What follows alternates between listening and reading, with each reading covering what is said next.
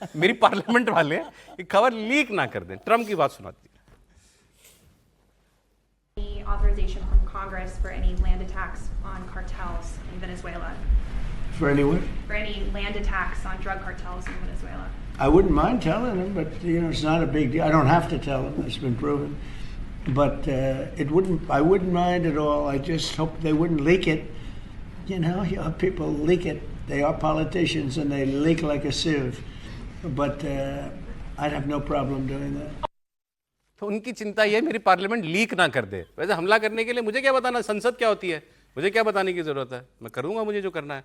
लेकिन मामला गंभीर है। हम क्योंकि ट्रम्प है तो इसलिए हम हंस दिए, लेकिन मामला बड़ा गंभीर है।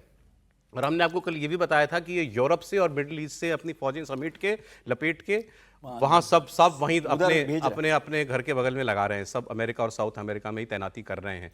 अब वेनेजुएला के राष्ट्रपति निकोलस मादुरो, अब पहले तो ये लग रहा था कि ये देश छोड़ के भागेंगे, खबरें भी आई कि कतर जा सकते हैं या तुर्की जा सकते हैं, लेकिन अब वो भी डटने वाले मूड में दिखाई दे रहे हैं। इन्होंने भी कुछ अपनी सैन्य तैयारियां शुरू कर दी हैं और इन्होंने कहा कि अगर अमेरिका हमला करेगा तो ये ना सोचे कि उसको जवाब नहीं मिलेगा। हमसे बहुत बड़ा देश है और बहुत मजबूत सेना है, दुनिया की सबसे मजबूत सेना है। तो मादुरो ने अपनी सेना को भी अलर्ट रहने का आदेश दे दिया है। उनका बयान भी सुना दीजिए। Sencillamente es una pretensión ये सरासर युद्ध भड़काने और उपनिवेशवादी महत्वाकांक्षा है। और हम ये बात इतनी बार कह चुके हैं कि अब हर कोई सच्चाई देख सकता है। सच्चाई सामने आ चुकी है। वे वेनेजुएला में सत्ता परिवर्तन करके एक कठपुतली सरकार थोपना चाहते हैं जो 47 घंटे भी नहीं टिक पाएगी। वे संविधान, संप्रभुता और सारी संपत्ति सौंपकर वेनेजुएला को उपनिवेश बनाना चाहते हैं। ऐसा कभी नहीं होगा। और इसमें इन्होंने बयान में आगे बोला कि वो तो आदमी खुल के कह रहा है कि ये सारा देश मेरा था, जमीनें मेरी हैं, तेल मेरा है, तो मतलब हम यहाँ हम पैदा यहाँ हुए तो हमारी नागरिकता किसी और देश की है। मतलब वो भी उतना ही हैरान था वो आदमी ट्रम्प के बात पे, निकोलस मादुरो, कि दावा कैसे कर सकते हैं कि ये वेनेजुएला हमारा और तेल हमारा। बिल्कुल ठीक बात है, लेकिन मुझे लगता है कि अब आपने कहा कि ट्रम्प साहब हैं इसलिए हम हंस रहे हैं। मैं कह रहा हूँ कि ट्रम्प साहब इसलिए थोड़ा सीरियस होना चाहिए, क्योंकि वो ऐसे मामलों को सीरियसली भी लेकर काम कर सकते हैं और उनकी नज़र पूरी तरह से वेनेजुएला पर है। और मैं आपको फिर से बोल रहा हूँ कि एक तो उनकी ऑयल पर नज़र है और दूसरा सत्ता परिवर्तन में जो इनको अभी नोबेल पुरस्कार मिला है, नोबेल पीस, उनको बैठाना है इनकी जगह, उनको बैठाने का है। तो ये क्या इनका जाना तय है मादुरो का? मोटे तौर पर मुझे लगता है कि अब इनका बहुत समय नहीं बचा है कि वो क्या ये बिना युद्ध के जाएंगे या युद्ध के बाद जाएंगे? युद्ध तो करेंगे, लेकिन वो युद्ध ऐसा ही है केवल, क्योंकि डिक्टेटर्स जो है ना धमकी जितनी देते हैं अंदर से बड़े डरते हैं। तो ये भागेगा, वो उनको भागने का वो रास्ता देख रहे हैं। अमेरिका क्या करेगा? और अमेरिका ने भी उनको रास्ता दे दिया होगा। फिर वो मचारो जी को यहाँ बैठा देगा। मचारो जी को तो वो फर्स्ट स्टेप में तो वही काम, उनकी एक पर्सन वहां पर राष्ट्रपति हो जाएगी। हाँ ठीक, फिर वो सारा धंधा करेंगे। ऐसा लगता है कि अभी तक this is the plan. Yes, और वहाँ 2 ट्रम्प टावर बनाएंगे।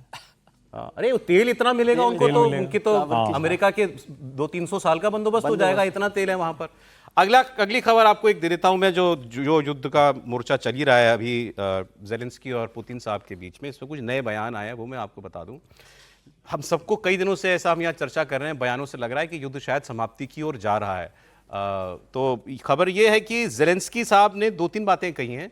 इन्होंने कहा है कि मैंने हर मुलाकात में ट्रम्प से ये कहा कि मुझे नेटो का मेंबर बनाइए, लेकिन मैं ये मानता हूं कि वो नहीं चाहते कि मैं नेटो का मेंबर बनूं, तो मैं नहीं बनूंगा। उसमें वीटो चलती है। एक सदस्य ने भी कह दिया कि ये आदमी नहीं आना चाहिए तो नहीं आएगा, भले ही 99 लोग तैयार हो, 100 में से एक ने भी कहा तो नहीं आएगा।